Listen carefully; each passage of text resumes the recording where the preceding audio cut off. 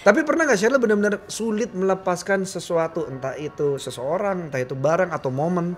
Melepaskan bukan berarti hanya berkaitan dengan hal-hal tentang duka cita atau hal pilu lainnya. Letting go as something heartbreaking or something that's saddening for me gitu. Justru dengan kita benar-benar memberi, kita benar-benar melepaskan sih. Kenapa kamu bohongin aku? Itu berarti aku tidak belajar memberi yang benar. Tidak butuh ada kayak take-nya, give aja. Semakin sering patah hati atau kecewa, semakin sulit melepaskan sesuatu. Menurut Mas Danang, melepaskan itu jadi sebuah awal atau akhir?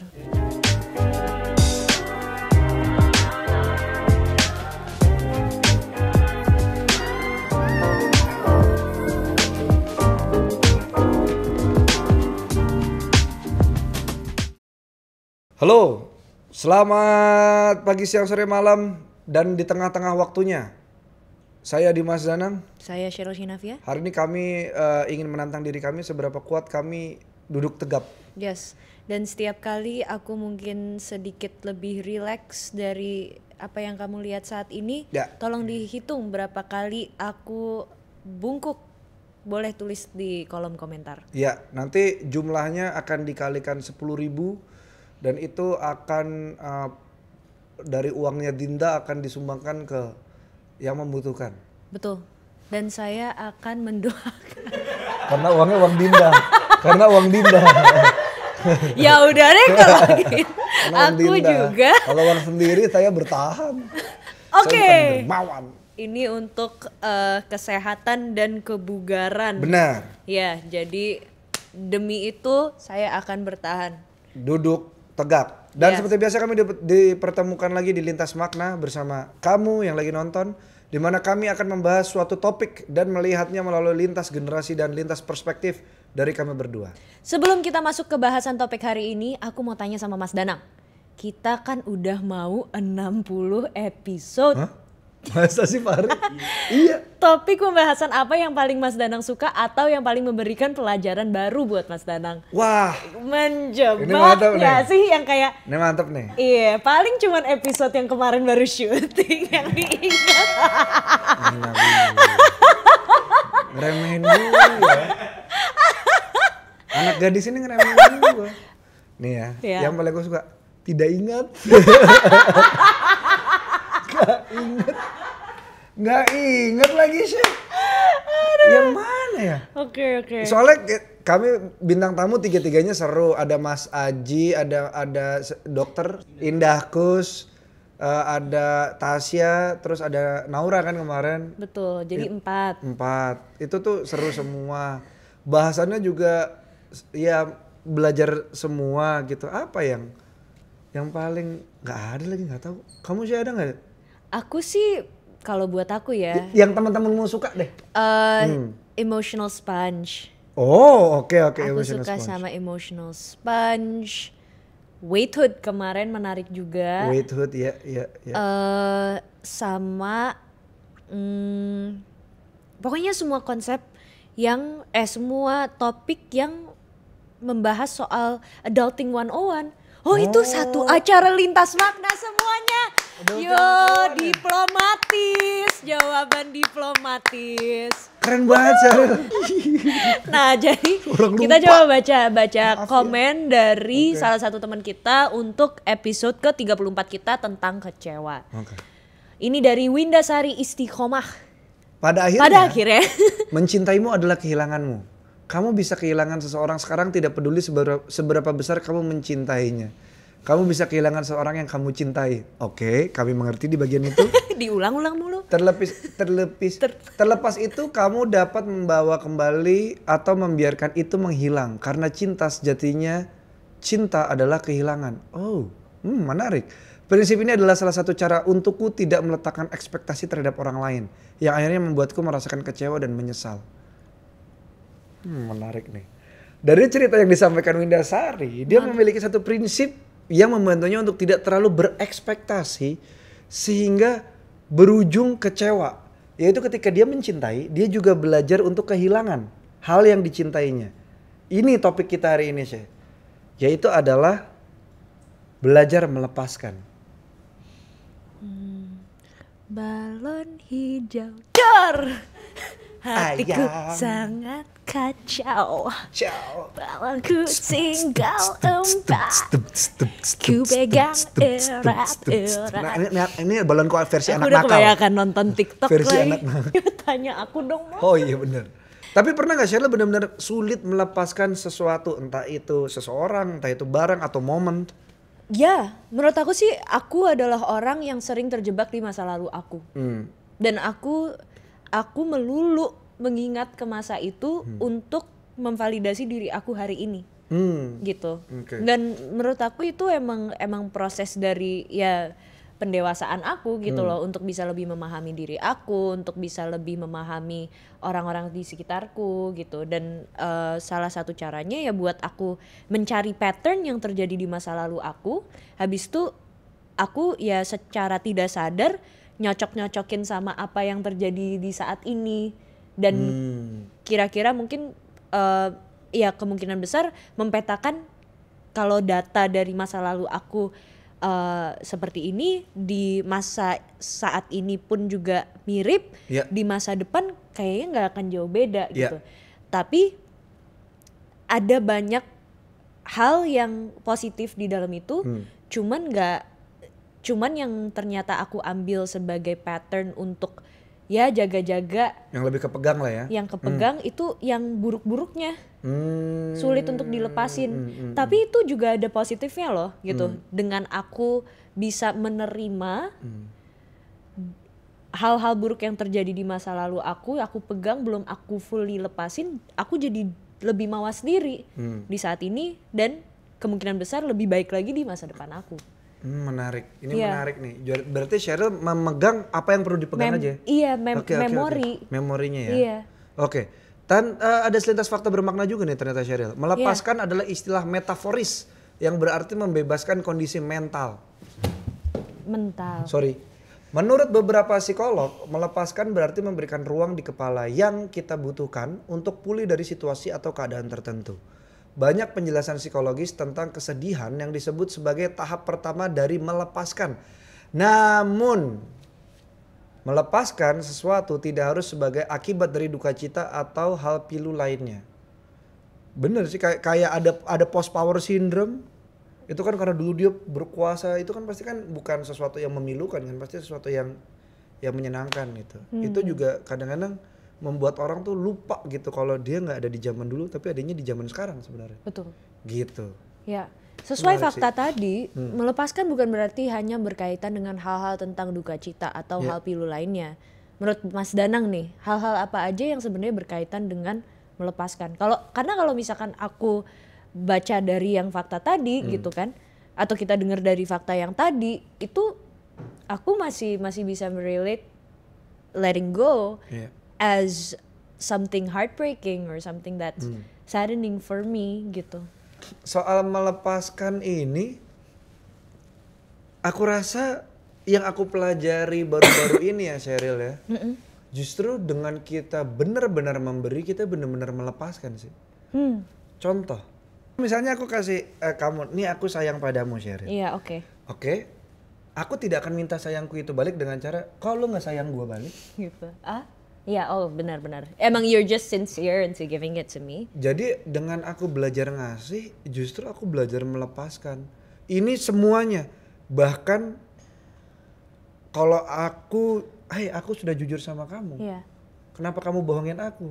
Itu berarti aku tidak belajar memberi yang benar. Dengan memberi yang benar gitu ya, menurutku ya nih ya. Dengan memberi yang sebenar-benarnya itu akan belajar melepaskan juga. Karena kalau nggak ngelepasin, ilustrasinya gini. Nih Sheryl aku kasih. Iya. Gitu kan. Yes. Iya. Kalau menurutku sih itu sih. Maksudnya apapun ya, ekspektasi ke orang, kepercayaan ke orang. Maksudku emang berat dan sakit sih. Cuma kalau itu membebani kita sakit dua kali, itu dia sih.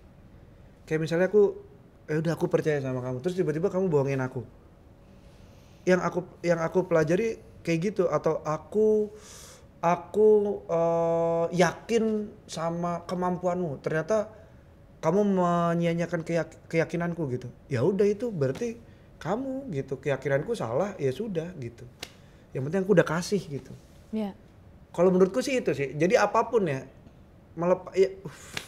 makanya berat nih ngomongnya gimana supaya nggak berantakan ya. Tapi kamu ngerti nggak maksudku? Ngerti. Oke. Iya. Ya itu kalau kamu ngerti saya udah cukup. Iya. Maksud aku berarti kan it's just tidak butuh ada kayak take-nya, give aja. Kalau menurutku gitu nanti Gitu. kita akan dapat juga kok. Yes, Dengan otomatis. in time, dan mungkin bukan dalam bentuk yang kita harapkan pada saat itu, Iya. tapi di dalam form yang berbeda, dengan cara yang lain. Bagaimana kita bisa ngerasa it is eye to eye, Iya. gitu ya. Iya. Maksudnya sudah ketemu di dalam tahapan yang oke, dari perbuatan yang ini gue dibalas dengan cara seperti ini, Iya, dengan iya. sendirinya, karena you have faith. Iya itu dia sih. Karena Kayak- memiliki faith yang kuat, Mas Danang, atas kebaikan Mas Danang sendiri gitu, bahwa itu bukan hanya dilakukan untuk orang lain atau untuk situasi lain, tapi emang you're doing kindness for yourself. Mungkin ya, tapi kadang-kadang Or not even kindness lah, the act of doing something oke. itu memang buat momen dan detik itu saja. Iya. Gitu. Iya itu iya Ya. sih. Iya. Ini ada sebuah fakta dari CXO Lab. Ada sebuah analogi dari bukan fakta, ini pendapat dari teman-teman CXO Lab. Ada sebuah analogi dari teman-teman CXO Lab. Semakin sering patah hati atau kecewa, semakin sulit melepaskan sesuatu karena sudah berusaha sekuat tenaga pun untuk maju ke depan, lagi-lagi lo harus melepaskan sesuatu atau lo takut melepaskan ada keengganan untuk melepaskan sesuatu itu gitu. Setuju atau enggak Sheryl? I think I agree ya. Kekecewaan sama patah hati itu menurut aku pilihan. Iya. Kalau misalnya kita sudah merasakan happy-happy terus, sebenarnya di luar dari happy-happy itu kita juga menanam perasaan untuk siapin diri patah hati sama kekecewaan di luar dari kesadaran kita mungkin. Jadi kalau misalnya aku itu patah hati atau kecewa, aku selalu melihatnya kayak ini resikonya kok. Resiko untuk gue jatuh cinta dengan sesuatu, resikonya gue untuk berbahagia dengan sesuatu. Jadi ketika datang saatnya ya bertanggung jawab gitu. Tapi ini kan namanya proses ya. Dan menurut aku perbedaan itu adalah bagian dari proses. Perubahan. Itu adalah bagian dari proses. Jadi ya to love something is to lose it too. Seperti kata si Istiqomah tadi ya berarti ya. Kurang lebih mirip. Iya. Okay. And itu sebenarnya di salah satu lagu yang sempat aku tulis, I've never released it, cuman kayak to love you is to lose you. Whatever that is, because if you want to love someone, you have to be ready when that person is still around and chooses someone else. Okay. You have to let that person go. Mau gak mau, karena dia sudah tidak bisa berbagi rasa itu sama kamu. Iya. Tapi if you still love someone, you fight for this person back. Around, and then the next day, this person's gone. From, not just from your life, but from this universe, from this world. And there's no way to bring this person back. You still love, but you lose the person. Iya. Gitu. You win, but you're still losing someone, something, gitu. So I think letting go is the exact feeling that we must accept when we are in love. But we just forget that the more you love, the more you love, the bigger the risk of losing someone. Dan itu semakin bertumbuh tuh mereka bersampingan, tidak ada yang kayak nggak terduga. Menarik. Melepaskan itu tuh bukan sesuatu yang tidak terduga menurut aku. Nah ini melansir dari psychrec.org, sebuah mental health dan psychology platform di London. Terdapat beberapa alasan mengapa seseorang sulit melepaskan dan bangkit. Bangkit. Takut yang pertama adalah takut akan sebuah perubahan. Melepaskan itu sulit karena kita perlu membebaskan diri dari beberapa aspek masa lalu. Hal-hal yang telah menjadi bagian dari diri kita, dari apa yang membuat kita menjadi seperti apa diri kita hari ini, itu yang paling susah karena kebiasaan aja sih. I see. Kebanyakan orang memahami ini sebagai cara untuk menyingkirkan hal yang mengakibatkan perubahan besar yang terjadi dalam hidup. Ini menarik nih, jadi ingat omongan salah satu mentorku, dia pernah bilang ini, Danang kalau bisa jangan membenarkan kebiasaan, tapi biasakanlah yang benar gitu. Ini nih, kalau misalnya kamu nggak nyaman ya gerak gitu. Ini, lihat. Makanya tegak. Karena bongkok nggak nyaman. Jangan membiasakan, jangan membenarkan kebiasaan. Iya, biasakan yang benar. Biasakan kan? yang benar, tegap jadinya. Iya. Yang benar. Keren. Wow, gampang nyerah anaknya. Nomor 2, low self-worth. Karena memiliki low self-worth atau apresiasi diri yang rendah, begitu mengalami sesuatu yang perlu dilepaskan, kita cenderung merasa bersalah tentang hal itu. Sehingga menyalahkan diri sendiri atas apa yang terjadi. Yes, I think low self-worth, low esteem itu adalah proses atau ini ya, atau pemikiran yang sangat bisa dimaklumi. Apalagi kalau misalkan kita sangat nyata di dalam dunia maya, itu salah satu contoh yang menggambarkan orang-orang yang butuh instant gratification, membutuhkan segala apresiasi gitu, karena mereka mungkin tidak merasa bahwa mereka cukup dengan diri mereka tanpa ada external factors, applause, that's true, gitu. But I think, to be able to understand who you are and have that kind of confidence is a process. Some people are just not born with that kind of confidence, dan mereka butuh orang-orang yang mereka percaya, dan mungkin lingkupnya itu orang-orang yang mereka percaya sangat kecil. Cuman masih bisa dihitung dengan jari gitu loh. Menarik, ini menarik. Gitu. Ada ininya ya, ternyata tetap ada batasannya ya. Iya. Tetap ada batas di mana kamu bisa merasakan sesuatu yang menyenangkan buat kamu tuh juga dari orang yang dekat sama kamu tuh rasanya beda, dari orang yang di luar circle kamu beda lagi gitu ya. Iya. Tetap ada batas ya. Oke, menarik. Dan nggak apa-apa juga kayak gitu. Nggak harus digeneralisir. Iya kan? Menurut Mas Danang, melepaskan itu jadi sebuah awal atau akhir? Akhir dari sebelumnya, awal dari selanjutnya. Iya. Kalau menurutku ya. I think this is like closing chapters with someone that I've been working for years, and moving forward melihat bahwa this is not the end for me, but it's a new beginning, gitu aja gitu. Dan menurut aku tadi dari statementnya Mas Danang itu bener banget gitu. Kita kan selalu suka sama barang baru. We always like new things because it gives us a new perspective, it gives us a new feeling. It's maybe jadi sangat signifikan gitu dalam hidup kita. When new things appear in our life, it makes us feel like, antara dua hal, kayak what did I do to deserve this? Tapi yang kayak kayak kita bawa sebagai trofi kita gitu, kayak this is me now. Kalau misalnya luka bisa dibawa sebagai trofi, itu menarik sih sebenarnya. And that's exactly the thing. Karena ada dua proses juga kan kalau bagi aku ya gitu. Ketika aku merasa kehilangan, there's a moment of like, hilang. Wajar.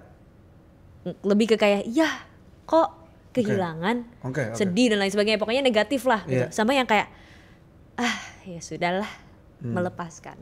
Dan itu menurut aku butuh waktu aja gitu, karena memang ada dua tahapan kita bisa menerima ngelepasin sesuatu, antara kita nyesel sama kita akhirnya bisa menerima.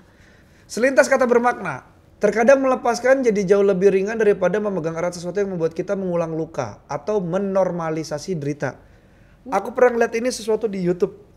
Ini yang diajarin sama mentorku juga, tapi waktu itu dia treatmentnya ngeremas tangan gini. Tahan gitu, tahan berapa 15 menit. Berat nggak? Berat, itu tanganmu sendiri gitu. Itu tanganmu sendiri, tahan gitu. Nah, tapi si profesor itu di YouTube, nggak tahu profesor beneran, nggak tahu itu acting. Enteng nggak? Coba pegang deh, angkat deh. Oh, aku lihat deh, ini ada di Instagram kok. Ada di Instagram juga ya? Iya. Aku waktu itu lihat YouTube, ini tuh enteng. Tapi kalau kita nahannya lama, bakal jadi berat.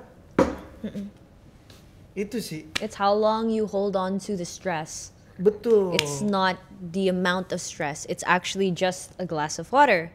But the longer that you hold on to it, it's going to get tired. Iya, itu dia tuh. Dari selintas kata bermakna tadi, gimana caranya kita tahu ketika suatu hal udah gak baik lagi untuk dipertahankan dan harus dilepaskan? Ada rasanya bukan? Ada. Kalau ada orang bilang, gue udah mati rasa, coba rasain lagi deh. Aku rasa kalau dengan pelan-pelan itu bisa ngerasain lagi. Wow.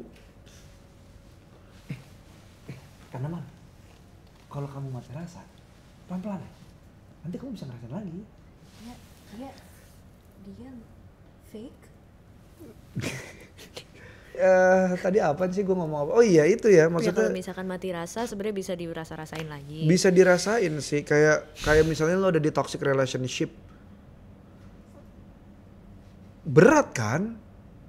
Ya ngelepasin juga berat, tapi sekali lagi hidup tuh berat gitu. Pilih berat lo mau yang mana gitu. Hidup tuh susah, mau pilih susah lo yang mana gitu.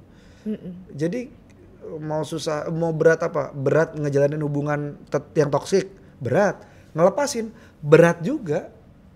Cuma lu lebih pilih yang mana, makanya kami di sini berusaha nggak mendikte ya. Nggak munafik sih kalau aku. Betul. Selintas fakta bermakna nih. Menurut Elizabeth Kubler-Ross, ada 5 tahapan dalam sebuah proses melepaskan. Yang pertama ada penolakan. Tahap menolak realita yang ada. Yang kedua ada marah. Tahap ketika mulai merasa frustrasi dan bertanya, mengapa harus aku? Wow. Tawar menawar. Tahap dimana kita mulai menawar diri dan memohon untuk tidak melepaskan dan mulai membuat janji tertentu seperti kalimat singkat, bagaimana jika dia berubah nanti? Bagaimana jika aku tidak mendapatkan yang seperti dia lagi? Bagaimana jika orang lain yang mendapatkan kebaikannya dia? Too many what if. Berat. Nomor 4, depresi. Depresi. Tahap ini terjadi ketika kita sudah tahu dan memahami namun belum bisa menerima sepenuhnya. Sehingga kita menjadi lebih pendiam dan murung. Wah, ini ada tahap selanjutnya setelah depresi. Kapresi. Setelah menjadi presi akan jadi ekspresi. Kandir mari berkarya. Oke, yang kelima itu baru penerimaan atau ikhlas. Tahap dimana kita sudah menerima akan realita yang kita hadapi dan mulai memutuskan untuk moving forward. Ikhlas ini yang tadi tuh yang mentor aku pernah bilang, mau belajar ikhlas belajarlah dari pup.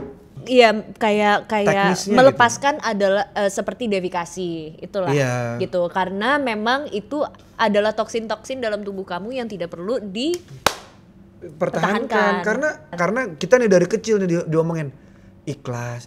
Gimana caranya? Sementara kita makin gede makin tahu bahwa ikhlas adalah ilmu tertinggi gitu.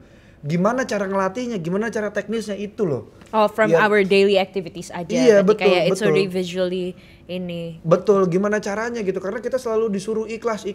Gimana caranya? Itu yang nggak pernah disampaikan. Nah, si mentorku itu menyampaikan itu dan aku, ini buatku ya, belum tentu cocok buatmu lo ya. Jadi nggak usah marah-marah di kolom komen ya.